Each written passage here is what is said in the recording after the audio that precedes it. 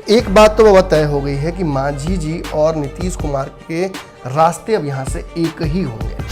जो corona testing की rates को बढ़ाने को लेकर एक ट्वीट किया था चिराग पासवान ने, उस पर उतना रिएक्ट कर गए कि उन्होंने कह दिया कि वो सूरदास है, कालिदास है। और नमन जी, इसमें सबसे बड़ी बात थी कि उन्होंने जो ट्वीट किया था उसको रीट्वीट किया था प्रधानमंत्री का, और प्रधानमंत्री के रीट्वीट में बिहार का नंबर सबसे ऊपर था, जिसमें अन्य राज्यों के साथ बड़े नेता जो अपने बातों से ही चुनाव जीतने और हारने की बात करते हैं, जैसे आप गिरिराज सिंह की बात कर लीजिए, अश्विनी कुमार चौबे की बात कर लीजिए, सारे लोगों को टूना पांडे तक के मुंह पर टेप चिपका दिया गया है।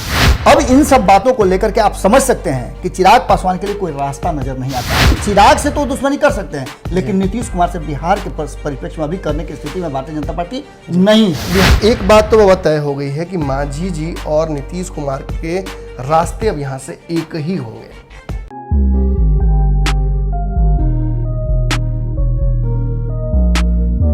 नमस्कार, भारत लाइव देख रहे हैं आप। बिहार की राजनीति इतनी तेजी से बदल रही है कि शायद उतनी तेजी से कोरोना की दवाई भी जांच की तैयारी नहीं की जा रही है।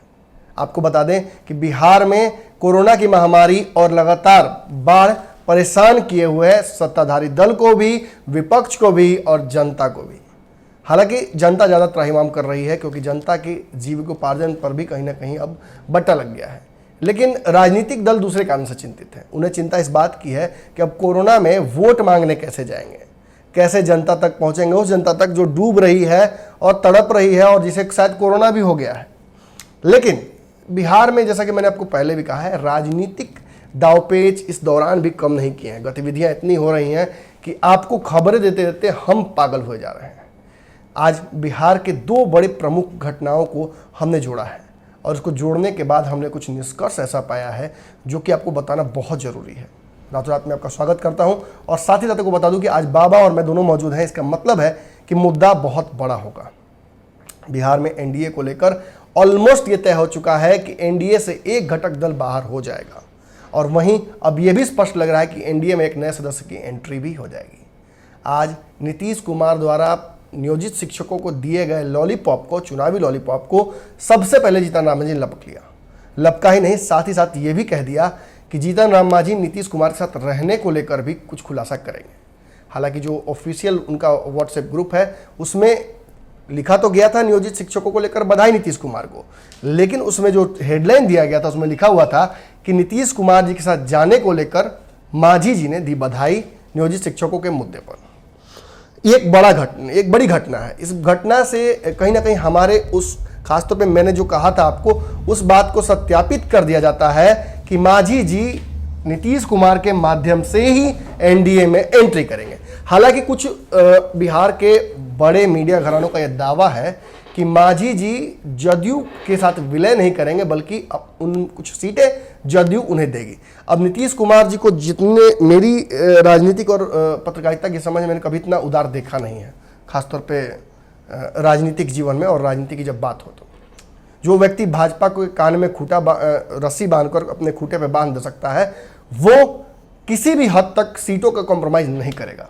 जो व्यक्ति चिराग पासवान को 100 घाट का पानी पिलाता है, वो इतनी आसानी से अपने पुराने मित्र और नए दुश्मन और उससे भी नए दोस्त को कैसे इतनी आसानी से सारे राजनीति के दांवपेच दे देगा। बिहार की राजनीति में नीतीश कुमार की पकड़ इतनी तगड़ी है कि 15 साल से उन्हें ना नालो हिला पाए, ना भाजपा हिला पाई। भाजपा मतलब भाजपा में समझिएगा नरेंद्र मोदी वाली भाजपा हिला नहीं पाई है।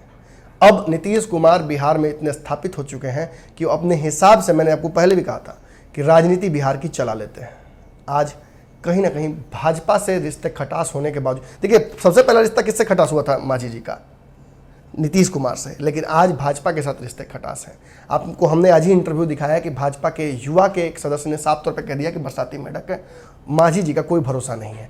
लेकिन इस बीच खबर आ रही है कि जदयू के सीट पर चुनाव लड़ेंगे जीतन राम मांझी और राजनीतिक पार्टी का अपने विलय जदयू में वापस जहां से आए थे उसी में वापस चले जाएंगे।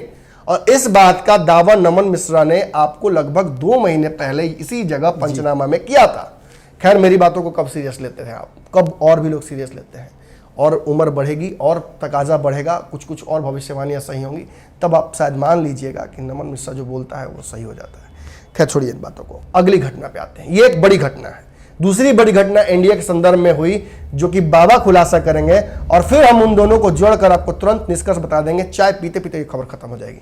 सबसे पहले नमन जी तो आपको बधाई कि आपने ये पूरा एपिसोड जो है पहले ही कह दिया था, और अब कहते हैं तो बातें होती हैं। और हमारे मैं बता दूं, मेरी जुबान काली नहीं है, नहीं। मुझे बस समझ है राजनीति जी का। बिल्कुल, हमारे दर्शक भी इस बात को कहते हैं जी। हमारे दर्शक जो काफी जागृत दर्शक हैं और बिहार की राजनीति को समझने वाले लोग हैं, बुद्धिजीवी लोग हमारे साथ जुड़े हुए हैं, वो ये बताते हैं। बुद्धिजीवियों की बात आई तो हम एक बुद्धिजीवी की बात और बताते हैं कि राजनीतिक रूप से सबसे ज्यादा बुद्धिजीवी नीतीश कुमार को माना जाता है, और नीतीश कुमार का अनुसरण बिहार के बहुत सारे राजनीतिक लोग करते हैं। पहलवान का विशेषता ये होता है कि अपने दाव में हार जाए या जीत जाए, लेकिन अपने चेला को इतना ज्यादा दाव सिखा देता है कि अगला पहलवान को बार बार हड़काता है कि ज्यादा बोलोगे तो चेला से लड़वा देंगे। इसका मतलब आप समझ रहे होंगे कि नीतीश कुमार के पास एक ऐसा दाव था जिससे हमेशा दुनिया के सबसे ज्यादा संख्या वाली पार्टी भारतीय जनता पार्टी को घुटनों के बल हमेशा लगा के रखे। नाक और कान में खूंटा, बिल्कुल आपने वही बात कही थी, मैं घुटनों की बात कर रहा हूं।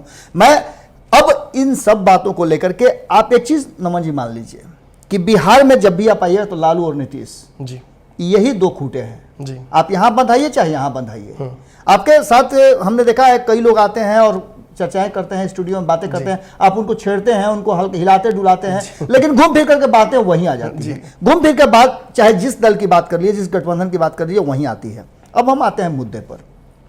आपने जो बातें कही हैं उसमें जो आप 2 महीना पहले से कहते आ रहे हैं, उन बातों की तस्दीक तब हो गई थी जब जीतन राम मांझी ने अल्टीमेटम पर अल्टीमेटम देना शुरू कर दिया था।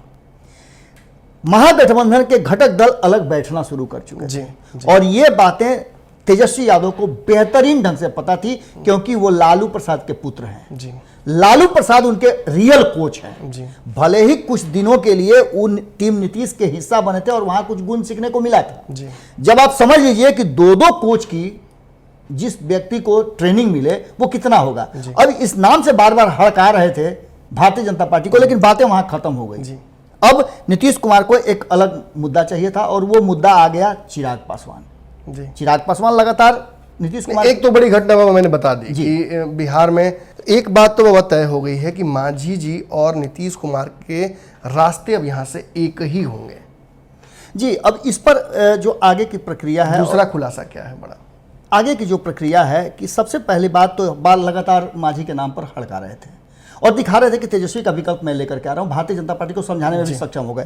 जब चिराग पासवान को ये बातें लगी और रामविलास पासवान को भी ये बातें लगी तो वो एग्रेसिव हो गए, और अंततः उन्होंने एक प्रयास किया भारतीय जनता पार्टी के अध्यक्ष जेपी नड्डा से बात करने का। मतलब भूपेंद्र यादव से मुलाकात हुई, नित्यानंद राय से मुलाकात हुई, अमित शाह से भी कहा जा रहा है कि समय लिया गया था, लेकिन कोरोना पॉजिटिव होने की वजह से वो नहीं मिल पाए। दिल्ली में इस दौरान लगातार मौजूद रहे चिराग पासवान, एकदम लगातार ये सब चल रहा था, और अंततः जो पार्टी के सुप्रीमो होते हैं अध्यक्ष, उनसे बातचीत हुई और शायद वहां अपने पॉइंट्स को रखने में ये सक्षम हुए, लेकिन वो मानने के लिए सक्षम नहीं थे, क्योंकि चिराग से तो दुश्मनी कर सकते हैं, लेकिन नीतीश कुमार से बिहार के परिप्रेक्ष्य में अभी करने की स्थिति में भारतीय जनता पार्टी नहीं है। बिहार के एक बड़े राजनीतिक विश्लेषक हैं जिनकी कई बार भविष्यवाणियां गलत हुई हैं और कई बार तो उनको जूता मुंह में लेना पड़ा है। उन्होंने दावा किया है कि लगभग 120 सीट पर जदयू चुनाव लड़ने के लिए एडमेंट है। मैं आपको बता दूं अभी कि इससे ज्यादा सीटों पर जदयू संघर्षरत है चुनाव लड़ने के लिए, लेकिन ये लास्ट लिमिट है जहां जदयू रुकेगी। लेकिन उससे ज्यादा बड़ी बात मैं बता दूं आपको कि कहीं ना कहीं 30 सीटों का ऑफर स्पष्ट तौर पर लोजपा को मिल चुका है, लेकिन उन्होंने दावा किया है राजनीतिक विश्लेषक महोदय ने कि जो सीटें ऑफर की जा रही हैं वो 30 से बहुत कम है। हालांकि मैं बता दूं आपको कि 30 सीटों पर भी तैयार नहीं है लोजपा, ये बातें स्पष्ट हो चुकी हैं। और आपको बता दें कल जदयू और लोजपा के बीच में जिस तरह से वाकयुद्ध हुआ पूरे दिन, राजीव रंजन उर्फ ललन सिंह ने जिस तरीके से हमला किया चिराग पासवान के ऊपर, वो भी कोई अनकॉल्ड तरीके से, मतलब ऐसा नहीं था कि उन्होंने हमला किया तो हमले के बदले में उन्होंने हमला किया। जब पूछा गया उनसे सिंपली बिहार में जो कोरोना टेस्टिंग की रेट्स को बढ़ाने को लेकर एक ट्वीट किया था चिराग पासवान ने, उस पर उतना रिएक्ट कर गए कि उन्होंने कह दिया कि वो सूरदास है, कालिदास है। और नमन जी इसमें सबसे बड़ी बात थी कि उन्होंने जो ट्वीट किया था उसको रीट्वीट किया था प्रधानमंत्री का, और प्रधानमंत्री के रीट्वीट में बिहार का नंबर सबसे ऊपर था, जिसमें अन्य राज्यों के साथ हमने इस खबर को कराया था, खबर को काफी मान सम्मान लेकिन इसके तुरंत बाद बाबा चंदन सिंह ने एक बड़ा हमला कर दिया, और जो पूरी पार्टी है इनकी, इसकी तरफ से भी एक बड़ा हमला हुआ, और उस हमले का निष्कर्ष क्या हुआ कि कि नीतीश कुमार के राइट हैंड को सीधे तौर पर सूरदास कह दिया गया, मुंह में बवासीर है ये कह दिया गया, और इन शब्दों का प्रयोग करना ही दर्शा देता है कि जो रिश्ता है बहुत खराब हो चुका है नीतीश और चिराग पासवान का। ऐसे में चिराग पासवान ने अगला क्या गेम खेला है? बिल्कुल नमन जी, वो अब इन सब बातों के बाद सीधे पटना वापस आ गए हैं और इमरजेंसी मीटिंग उन्होंने बुलाई है जी। और इस इमरजेंसी मीटिंग को ये कहा जा रहा है, पार्टी सूत्रों से भी हमने बात करने का प्रयास किया था, हमने जदयू के कई लोगों से जब हमारे पास जानकारी आई तो हमने अपने सूत्रों को लगाया था और खुद हमने बात करने का बहुत लोगों से प्रयास किया, लेकिन कोई भी बोलने के लिए तैयार नहीं है। मतलब मामला बहुत गंभीर, मामला गंभीर है और इस गंभीर मामले में कहीं ना कहीं नड्डा जी ने उन्हें क्या आश्वासन दिया था? नड्डा जी से अगर आश्वासन मिलता तो फिर पटना आने की उनकी जरूरत ही नहीं थी जी। हमने बार बार बताया नमन जी कि कहीं ना कहीं भारतीय जनता पार्टी नीतीश कुमार को बिहार के परिप्रेक्ष्य में नहीं छोड़ सकती है जी। चिराग पासवान को छोड़ने के लिए, समझाने के लिए वो समय ले सकती है, लेकिन नीतीश कुमार के हर बात को, और आप देखिए ना उनके बड़े बड़े नेता चुप हैं, एक से एक बड़े बड़े बकैत नेता जिनको कहा जाता है सो कॉल्ड, मतलब बड़े नेता जो अपने बातों से ही चुनाव जीतने और हारने की बात करते हैं, जैसे आप गिरिराज सिंह की बात कर लीजिए, अश्विनी कुमार चौबे की बात कर लीजिए, सारे लोगों को टूना पांडे तक के मुंह पर टेप चिपका दिया गया है।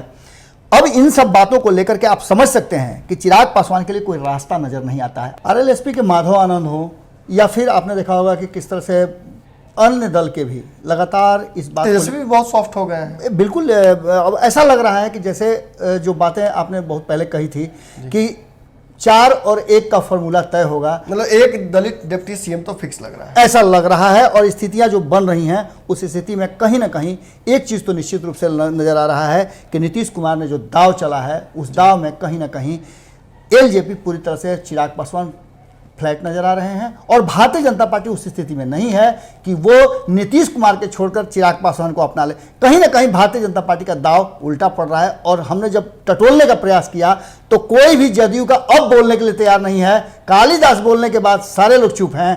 अब ये बात कह दिया है कि सीधे तौर पर कल का एक दिन बड़ा इंपॉर्टेंट था। कल जैसे यहाँ बिहार में खास तौर पे एलजेपी और नीतीश कुमार के लिए एक बड़ा अलग दिन था, जहां बिना बोले, मतलब प्रधानमंत्री नरेंद्र मोदी के एक ट्वीट को रीट्वीट करते हैं चिराग पासवान और बधाई देते हैं, उससे इतना खिन्न हो जाते हैं ललन सिंह की वो कह देते हैं कि वो कालिदास है, और तुरंत वहां से भी जवाब आता है, वहां के चंदन सिंह जो उनके साथ हैं वो कह देते हैं कि ये सूरदास है, मुंह में बवासीर है। और इन परिस्थितियों के बाद एक बात तो स्पष्ट हो जाती है कि अब ये इरिपेयरेबल डैमेज है। ये ऐसा नहीं है कि एक ही दिन में हुआ है, ये बहुत पहले चला रहा है। जैसा कि मैंने भी दावा किया था कि संवादहीनता की स्थिति, सरकार में हिस्सा नहीं बनाना, रामविलास पासवान को बधाई नहीं देना, रामविलास पासवान को फोन नहीं करना, नीतीश कुमार का इंक्लूड नहीं करना बिहार के डिसीजंस में, पोस्टर्स में भी नहीं लगाना, ये साबित करता है कि कहीं ना कहीं चिराग पासवान अब अपने पिता की हक, अपने हक और अपने इज्जत के लिए लड़ रहे हैं।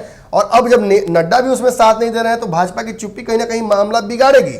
लेकिन आपको मैं बता दूं कि बिहार के राजनीतिक विश्लेषक महोदय जो इनकी चर्चा मैंने की, जिन्होंने हर चुनाव में कुछ ना कुछ ऐसा बयान दिया है जिसकी वजह से बाद में फिर उन्हें फुट इन माउथ वाली परिस्थिति में आना पड़ा है। खैर, हम नहीं चाहते कि किसी को बेइज्जत करना या किसी को अंडरमाइन करना, लेकिन ये प्रोफेशन ऐसा है जिसमें डिग्निटी इस तरह के मेंटेन करना बहुत ज़रूरी है। हर चुनाव में इस तरह के अनर्गल बयान देकर कहीं ना कहीं आप अपने आप को एक्सपोज तो करते हैं, साथ ही साथ पत्रकार बिरादरी को भी एक ऐसा स्थिति में डाल देते हैं जहां से लोग हमें पूर्वाग्रह की नज़र से देखते हैं।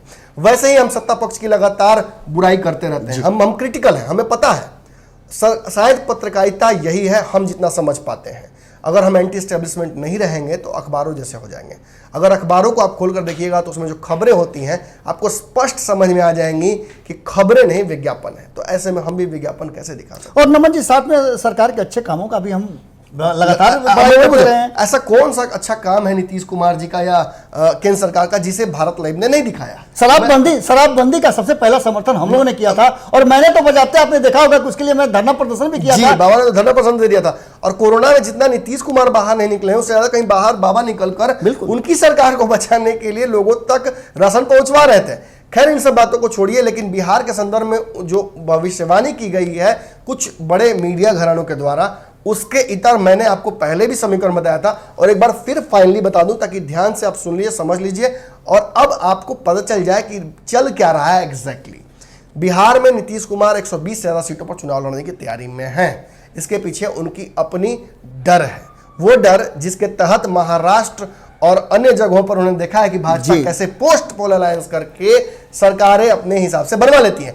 वैसे भी हमें और बाबा को ये बात पता है, हम ऑलमोस्ट कंफर्म है कि भाजपा बिहार में नीतीश कुमार का विकल्प खोज रही है और वो अपने घर में इस बार विकल्प खोज रही है। ऐसी परिस्थिति में नीतीश कुमार की सीटें अगर कम आती हैं तो नीतीश खुद बलि का बकरा बन जाएंगे और भाजपा को बहुत कुछ करना नहीं पड़ेगा। लेकिन महाराष्ट्र से नीतीश कुमार ने सीख ले ली है और 4-5 बातें और नमन जी ऐसी जुड़ गई हैं इसमें कि आपने देखा होगा कि किस तरह से 2019 के चुनाव में नीतीश कुमार ने एलजेपी के लिए लड़ाई लड़ी थी और जी।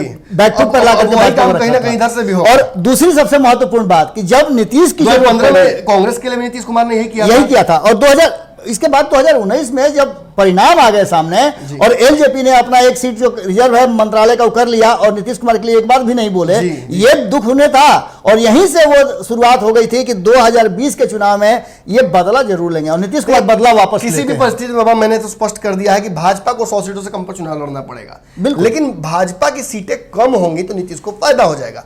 इसीलिए भाजपा लोजपा की सीटें बढ़ाने को लेकर लोजपा के द्वारा, मैं नहीं कह रहा हूं कि भाजपा के, लेकिन ऐसा लोग कह रहे हैं कि भाजपा की बोली चिराग बोल रहे हैं, भाजपा की तरफ से सीटों का एक्स्ट्रा डिमांड चिराग पासवान कर रहे हैं। और आप खुद समझ लीजिए ना कि जो नीतीश कुमार चाहते हैं कि भाजपा की सीटें कम रहे ताकि भाजपा को उतना मैंडेट ना आए जो सरकार नीतीश के बिना बना ले, और वही परिस्थिति ना आने देने के लिए चिराग पासवान की सीटें बढ़ाकर भाजपा ये सोच रही है कि हम भाजपा और लोजपा कहीं ना कहीं साथ मिलकर सरकार बना ले और नीतीश कुमार की सीटें उनसे कम हो जाए। नीतीश कुमार को वो चाबी भी याद होगी और एक बात स्पष्ट हो गई है कि भारतीय जनता पार्टी नीतीश कुमार से किसी भी रूप में अलगाव अभी नहीं चाहती है जब तक चुनाव की घोषणा न हो जाए, जब तक सीट शेयरिंग न हो जाए। लगातार चिराग पासवान ने कहा है कि हमारा स्पेस कहाँ है इस एनडीए में, पूछा उन्होंने सवाल, बिल्कुल सवाल उन्होंने पूछा और जेपी नड्डा इस सवाल का जवाब देने में अक्षम रहे और इसी के कारण भूपेंद्र यादव भी चुप रहे। बिल्कुल लगातार नमन जी हर लोगों का हर दरवाजे को नॉक किया। मैं बता दूं कि देखिए जो बताया गया है, पॉपुलर बिलीफ जो बताई गई है, जो एक विश्लेषण किया गया है कि नहीं 20 सीटों से कम दिया जा रहा है चिराग पासवान को, मैं आपको बता दूं स्पष्ट तौर पर कि 30 सीटों का ऑफर तो दिया जा चुका है। 30+2 दिया गया था, एक्चुअली 2 MLC भी बताया गया था कि नीतीश कुमार अपने कोटे से देंगे, लेकिन इसके बावजूद चिराग पासवान नहीं मान रहे। मतलब समझ लीजिए कि मामला कहां टकरा है। 100 से कम सीटों पर नीतीश कुमार को लाने की तैयारी चल रही है या 100 सीटें भी नीतीश कुमार लड़े ताकि उनके हिसाब से बाकी दोनों दलों को, भाजपा और लोजपा को, सीटें कहीं ज्यादा है ताकि सरकार अगर बनानी हो नीतीश के बिना तो उस परिस्थिति में भाजपा का एजेंडा कामयाब हो जाए। आज का विश्लेषण आपको कैसा लगा जरूर बताइएगा। रातों रात की यह खबर आज पूरे दिन का हिसाब किताब तय करेगी बिहार के। अगर आपको हमारी खबरें पसंद आती हैं तो खबरें शेयर कीजिए। अगर आपको लगता है कि हमारी खबरें ठीक नहीं है तो हम गुंजाइश है, उस गुंजाइश को ठीक करेंगे, अपनी खबरों में और सुधार करेंगे। लेकिन एक बात तो है कि सत्ता पक्ष का हम माउथ पीस किसी भी हालत में नहीं बन सकते। और साथ ही एक चीज़ और बता देते हैं कि स्वतंत्रता दिवस है और स्वतंत्रता दिवस की आप सभी को बहुत बहुत बधाई, बहुत बहुत प्रणाम करते हैं। ये देश इसी तरह से फलता फूलता रहे और हम आज़ाद भारत में और भी ज़्यादा आज़ादी का कोरोना से आज़ादी मिल जाए, बहुत बड़ी बात होगी। बिल्कुल, इसकी भी तैयारियां चल ही रही हैं और सरकारें लगी हुई हैं, दवा नहीं निकली है। हम लगातार तो सरकार पर कर ही रहे हैं, लेकिन आज़ादी जश्न मनाइए। कोरोना संकट है, घर में ही मनाइए, लेकिन सोशल डिस्टेंसिंग के साथ मनाइए, आज़ाद रहिए। आज़ादी का झंडे वाला मास्क शायद प्रयोग नहीं करना चाहिए, वो तो मत कीजिएगा। जलेबी जरूर खाइएगा, राष्ट्रीय मिठाई है। बढ़ाएं अपना कदम सक्सेस की ओर शिखर करियर इंस्टीट्यूट के साथ। शिखर करियर इंस्टीट्यूट पूर्वी भारत में एकमात्र कोचिंग संस्थान जो एक्सक्लूसिवली है मेडिकल एंट्रेंस एग्जाम के लिए।